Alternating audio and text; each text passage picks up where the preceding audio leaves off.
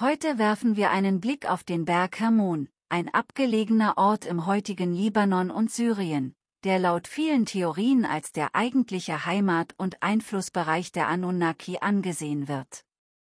Der Berg Hermon, ein zentraler Punkt der Anunnaki-Theorie, wird als potenzieller Wohnort oder als Stätte göttlicher Präsenz in diesem Video genauer analysiert. Außerdem werden wir die antike Stätte Baalbek mit ihren gigantischen Megalithbauten betrachten, die oft in der Diskussion um die Anunnaki als mögliche Landebasis oder technisches Zentrum genannt wird. Zudem werden wir die Forschung von Edward Lipinski in Bezug auf die antiken Kultstätten und Mythen des Nahen Ostens berücksichtigen. Seine wissenschaftlichen Arbeiten könnten einen alternativen Einblick in die Bedeutung von Berg Hermon und Baalbek bieten und dazu beitragen, eine Verbindung zu den Theorien über die Anunnaki herzustellen. Es erwartet euch eine spannende Reise, lasst uns starten. Der Berg Hermon, eine massive Gebirgskette im Grenzgebiet von Syrien, Libanon und Israel, ist seit der Antike ein heiliger und sagenumwobener Ort. Mit seinen Gipfeln, die über 2800 Meter hoch sind, ist er der höchste Punkt im Nahen Osten und war in verschiedenen Kulturen von enormer religiöser Bedeutung. Der Hermon wurde in Texten der Bibel, aber auch in der Mythologie anderer Völker erwähnt. Er spielte nicht nur in der hebräischen Tradition eine Rolle, sondern auch in den Schriften benachbarter Völker, darunter die Kanaanäer und die Phönizier. In der Bibel und der jüdischen Überlieferung wird der Hermon als heiliger Ort dargestellt, an dem Engel, sogenannte Wächter oder gefallene Engel, auf die Erde herabstiegen, was an die sumerischen Anunnaki erinnert. Im Buch Henoch, einem antiken Text, der nicht in den Kanon der Bibel aufgenommen wurde, gibt es detaillierte Berichte über einen Pakt zwischen gefallenen Engeln, die auf den Hermon hinabstiegen und sich mit Menschen vermischten. Diese Geschichten inspirieren die Vorstellung, dass Hermon ein Ort war, an dem übernatürliche oder sogar außerirdische Wesen Einfluss auf die Menschheit ausübten. Diese Parallelen zwischen den gefallenen Engeln und den Anunnaki haben viele zu der Annahme geführt, dass die beiden Gruppen in den antiken Überlieferungen möglicherweise dasselbe Phänomen beschreiben, eine Art übernatürlicher oder außerirdischer Einfluss auf die Entwicklung der Menschheit. In der modernen Anunnaki-Theorie wird spekuliert, dass der Berg Hermon tatsächlich eine Landungsstelle für außerirdische Besucher sein könnte, die sich vor Jahrtausenden auf der Erde niederließen. Diese Besucher, die später als Götter oder Engel verehrt wurden, hätten fortschrittliche Technologie genutzt, um mit der Menschheit in Kontakt zu treten und sie zu beeinflussen. Besonders die Geschichten über die Nephilim und die Verbindung zwischen Engeln und Menschen werfen Fragen auf und nähren die Idee, dass die Anunnaki ihre eigene DNA mit der des Homo sapiens vermischt haben könnten. Unterstützer der Anunnaki-Theorie weisen auf die religiösen und mythologischen Überlieferungen hin, die eine Verbindung zwischen den Anunnaki und Berggipfeln als Rückzugsorte oder göttliche Residenzen herstellen. In der sumerischen Mythologie war es üblich, dass Götter und andere göttliche Wesen von hochgelegenen Orten aus die Welt der Menschen beobachteten. Der Hermon könnte als eine Art Beobachtungs- oder Landungsort für diese Wesen gedient haben, was besonders im Zusammenhang mit dem Gedanken interessant ist, dass die Anunnaki über fortschrittliche Technologie oder Fluggeräte verfügten. Die isolierte Lage und die Höhe des Hermon wären ideal, um von dort aus die umgebenden Gebiete zu überwachen und für ungestörte Aktivitäten zu nutzen. Edward Lipinski hat sich intensiv mit der kulturellen und religiösen Bedeutung des Berges Hermon beschäftigt. In seinen Arbeiten hebt er hervor, dass der Hermon in den Texten verschiedener Kulturen als heiliger Ort oder göttliche Präsenz beschrieben wird. Nach Lipinski wurde der Hermon von den frühen semitischen Völkern als Wohnort der Götter verehrt und diente als bedeutende Kultstätte, an der Opfer gebracht und Rituale durchgeführt wurden. Die Größe und Höhe des Berges machten ihn für die Menschen jener Zeit zu einem besonderen Platz, der mit übernatürlichen Kräften in Verbindung stand. Lipinski weist zudem darauf hin, dass der Berg Hermon eine zentrale Rolle im Glaubenssystem der Kanaanäer und Phönizier spielte. Diese Kulturen verehrten dort Götter, die mit dem Himmel und kosmischen Kräften assoziiert wurden. In dieser Hinsicht passt der Hermon gut in die Anunnaki-Theorie, die davon ausgeht, dass sich Götter oder außerirdische Wesen von erhöhten Orten aus mit der Menschheit in Verbindung setzten. Lipinskis Arbeit liefert wissenschaftlich fundierte Erklärungen für die spirituelle Bedeutung des Berg Hermon und unterstützt die Vorstellung, dass dieser Ort seit Jahrtausenden als eine heilige Stätte galt, die den Menschen das Gefühl der Nähe zu göttlichen Wesen verlieh. Die Vorstellung, dass die Anunnaki vom Berg Hermon aus operierten, unterstützt auch die Idee, dass sie einen strategisch und geografisch bedeutsamen Ort als Basis gewählt haben könnten. Der Hermon liegt nahe am fruchtbaren Knotenpunkt der Zivilisationen Mesopotamiens, Kanaans und Ägyptens und bietet daher geografische Vorteile für eine hypothetische Basis. Von diesem Ort aus wäre es den Anunnaki theoretisch möglich gewesen, Einfluss auf verschiedene frühe Zivilisationen zu nehmen und sie mit Wissen oder Technologie zu versorgen. Der Berg Hermon wird in verschiedenen Traditionen als Sitz einer besonderen Macht betrachtet, was die Theorie stützt, dass er als Operationsbasis oder heilige Stätte für übernatürliche oder außerirdische Wesen gedient haben könnte.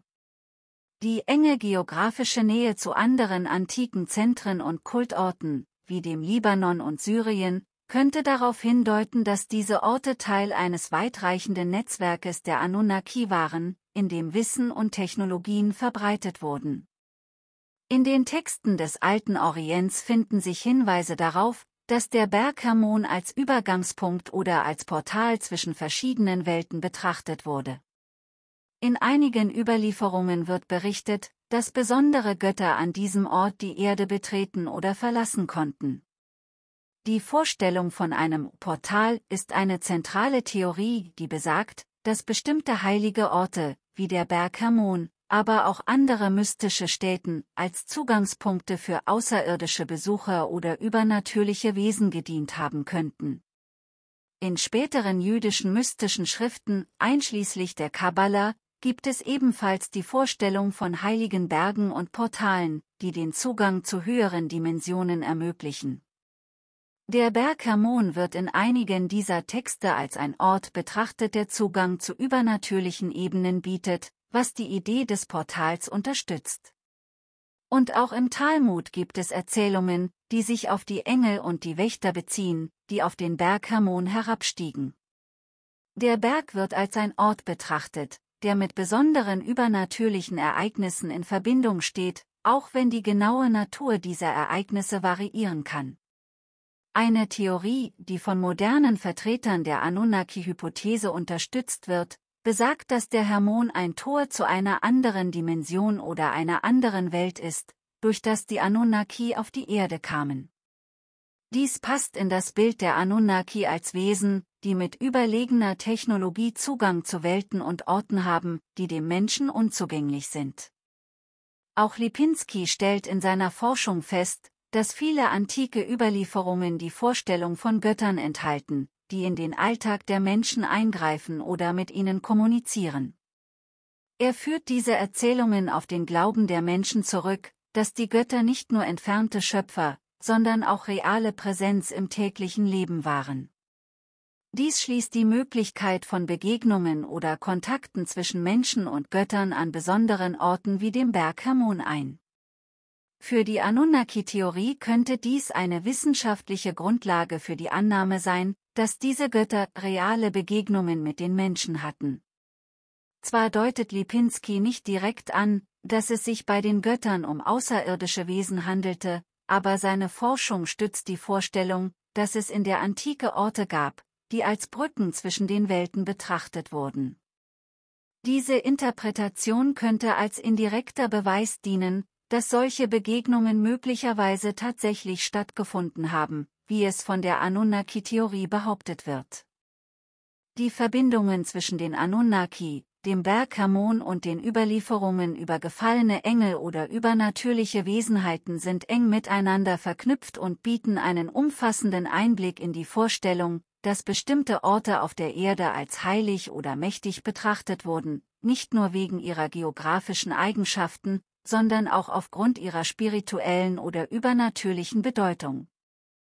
Ähnlich wie der Berg Hermon als mystischer Übergangspunkt zwischen verschiedenen Welten angesehen wurde, finden wir in der antiken Architektur von Baalbek einen weiteren Ort, der mit übernatürlichen und göttlichen Kräften in Verbindung gebracht wird. Baalbek, gelegen im heutigen Libanon, ist eine der ältesten und beeindruckendsten archäologischen Stätten der Welt. Bekannt für die massiven, perfekt gefügten Steine, insbesondere für die sogenannten Trilithons im Fundament des Tempels von Jupiter, birgt Baalbek einige der größten und schwersten bearbeiteten Steine, die jemals von Menschen bewegt und verbaut wurden. Die Anlage war eine bedeutende Kultstätte und hat seit Jahrtausenden eine besondere Anziehungskraft, zuerst auf die kanaanäischen und phönizischen Völker, später auch auf die Römer, die die Tempelanlagen um die Zeitenwende weiter ausbauten. Die Stätte von Baalbek wird oft als ein Rätsel der Baukunst angesehen, da die massiven Blöcke, die jeweils bis zu 1200 Tonnen wiegen, kaum mit den damals bekannten Werkzeugen und Technologien zu bewegen gewesen wären. Diese Tatsache hat dazu geführt, dass Baalbek häufig im Zusammenhang mit Theorien über antike fortschrittliche Zivilisationen oder sogar außerirdische Eingriffe diskutiert wird. Auch Baalbek und seine Rolle als religiöses und kulturelles Zentrum wird in Edward Lipinskis Forschungen behandelt. Für Lipinski ist Baalbek ein faszinierendes Beispiel für die Verbindung von Religion, Mythologie und Baukunst. Er argumentiert, dass die massive Bauweise und die Präzision der Steine auf die Bedeutung dieses Ortes als religiöses Zentrum hinweisen. Die Tempelanlagen von Baalbek, insbesondere der Jupitertempel, wurden von verschiedenen Kulturen aufgesucht und verehrt. Die Monumente und das Mauerwerk in Baalbek gelten daher als Symbol für eine dauerhafte Verehrung, die möglicherweise bis in prähistorische Zeiten zurückreicht. Lipinski vermutet, dass Baalbek bereits vor den Römern ein wichtiger Ort war und wahrscheinlich von verschiedenen Kulturen genutzt wurde. In der Anunnaki-Theorie wird Baalbek oft als Basis oder Landeplatz für außerirdische Besucher interpretiert.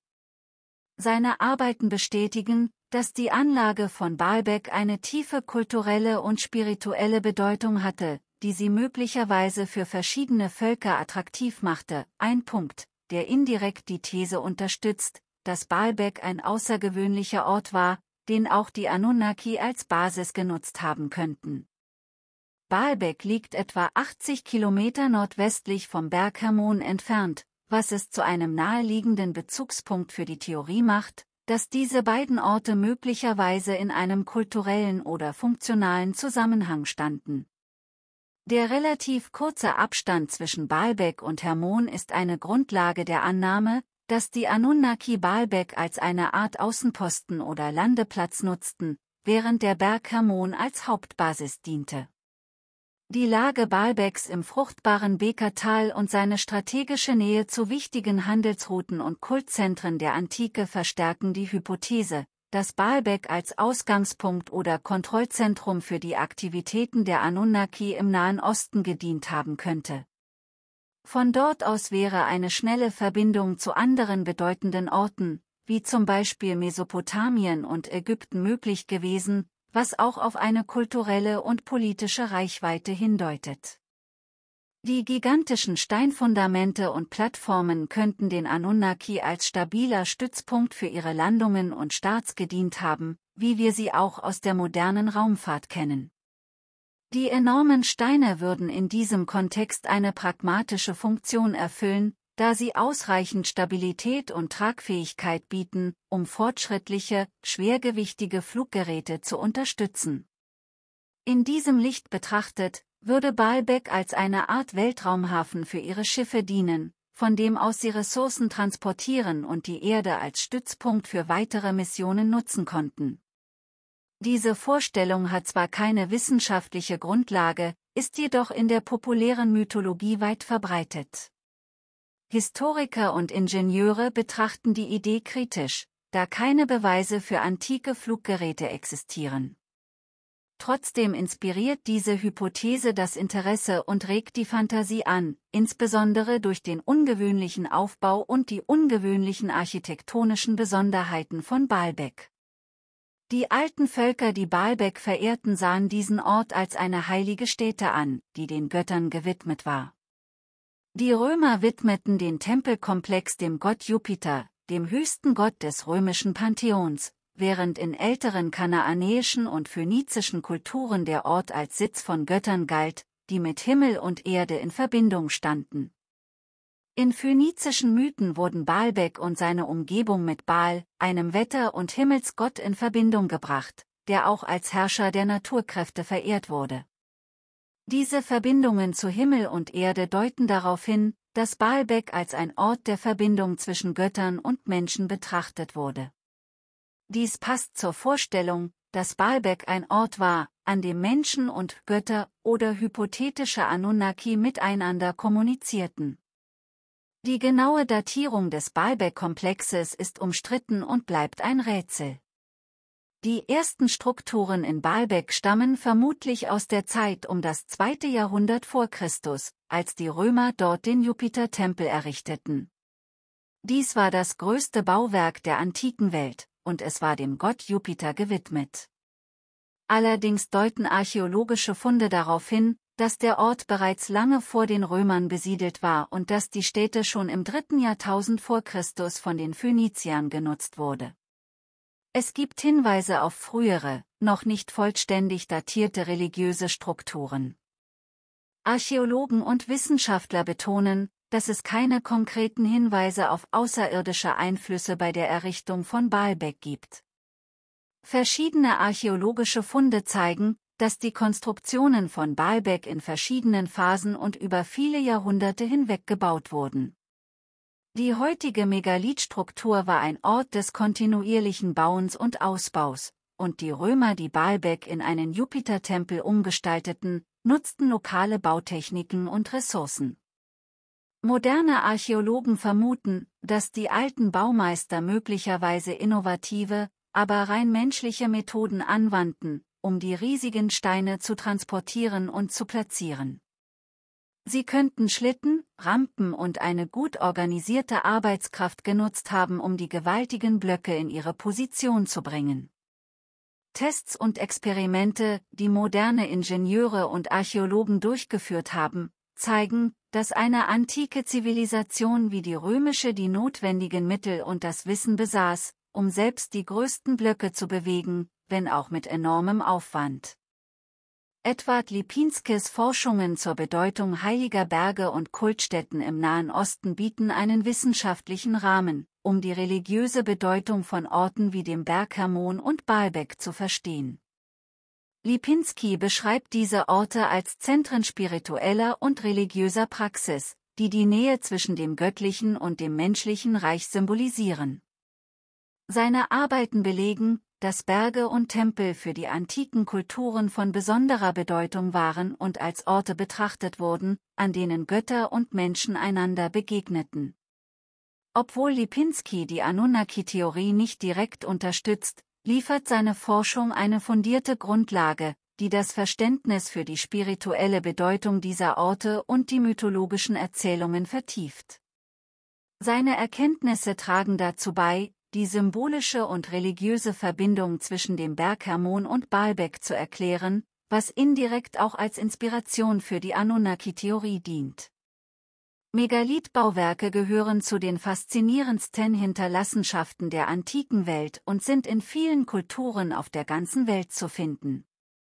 Ihre Bauweise umfasst gigantische Steine und exakte Geometrie, die oft Rätsel hinsichtlich des technischen Könnens und der Organisation ihrer Erbauer aufwirft. Viele dieser Bauwerke beeindrucken durch ihre schiere Größe, die Präzision beim Verbauen massiver Steine und durch astronomische Ausrichtungen. Die Theorie, dass diese Bauten auf Wissen oder Technologien außerirdischer Herkunft zurückgehen könnten, entspringt der Annahme, dass die antiken Baumeister keine ausreichenden Werkzeuge und Techniken hatten, um diese Monumente zu errichten.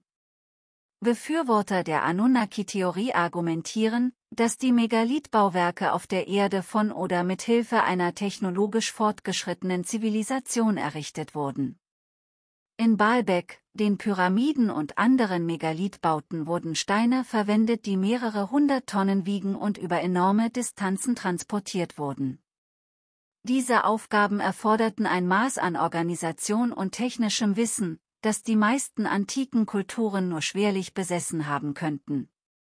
Viele der Megalithen wurden so exakt zugeschnitten, dass sie millimetergenau aufeinander passen, ohne dass Mörtel notwendig war.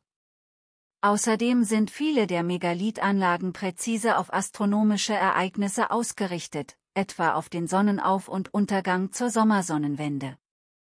Die Theorie geht davon aus, dass nur eine fortgeschrittene Zivilisation oder externe Wissensquelle den antiken Völkern dieses Wissen vermittelt haben könnte. Verschiedene Theorien versuchen zu erklären, wie die Anunnaki oder andere fortgeschrittene Zivilisationen die gigantischen Megalithen transportiert und verbaut haben könnten. Zwei der bekanntesten Theorien lauten: Antigravitation. Diese Theorie geht davon aus, dass die Anunnaki möglicherweise Geräte nutzten, die Schwerkraft beeinflussen oder aufheben konnten. Mit solchen Technologien wäre es denkbar gewesen, große und schwere Materialien zu bewegen, ohne auf herkömmliche Techniken wie Hebel oder Rampen zurückgreifen zu müssen. Wissenschaftlich gibt es bislang keine konkreten Belege für antike Antigravitationstechnologien, aber Anhänger dieser Hypothese führen alte Überlieferungen und die schiere Größe der Megalithen als Hinweise an. Schalltechnologie. Einige Forscher vermuten, dass antike Bauherren akustische Schwingungen und Frequenzen nutzten, um die Schwerkraft oder die physische Masse von Objekten zu beeinflussen. Diese Theorie beruht auf der Annahme, dass durch bestimmte Frequenzen oder Geräusche Schallwellen erzeugt werden könnten, die in der Lage sind, Gegenstände zu bewegen. In verschiedenen Überlieferungen von ägyptischen Priestern und tibetischen Mönchen gibt es Hinweise auf den Einsatz von Klängen oder Gesängen bei der Bewegung großer Steine. Abschließend kann man sagen, die Anunnaki-Theorie bleibt eine spekulative, aber faszinierende Hypothese, die das Interesse vieler Menschen weltweit anzieht. Sie bietet eine alternative Perspektive auf die alten Kulturen und deren Errungenschaften und spielt mit der Vorstellung, dass eine fortschrittliche Zivilisation möglicherweise auf die Erde kam, um der Menschheit in ihren frühen Entwicklungsstadien zu helfen. Orte wie der Berg Hermon und Baalbek, mit ihren rätselhaften Bauwerken und ihrer spirituellen Bedeutung, bieten eine Grundlage für diese Hypothese und regen zur weiteren Erforschung an. Obwohl die moderne Wissenschaft keine Beweise für außerirdische Einflüsse auf die Erde hat, zeigt die Anunnaki-Theorie, wie sehr die Menschheit nach Antworten auf die großen Fragen ihrer Herkunft und Bestimmung sucht. Sie spricht das Bedürfnis nach Mythen und Geschichten an, die das Geheimnisvolle und Unerklärliche des Universums berühren. Das war unser spannender Ausflug nach Baalbek und zum Berg Hermon, dem Berg der Götter. Wenn euch die Reise gefallen hat, zeigt es mit einem Like, teilt das Video mit euren Freunden und vergesst nicht, den Kanal zu abonnieren, damit ihr keine weiteren spannenden Inhalte verpasst.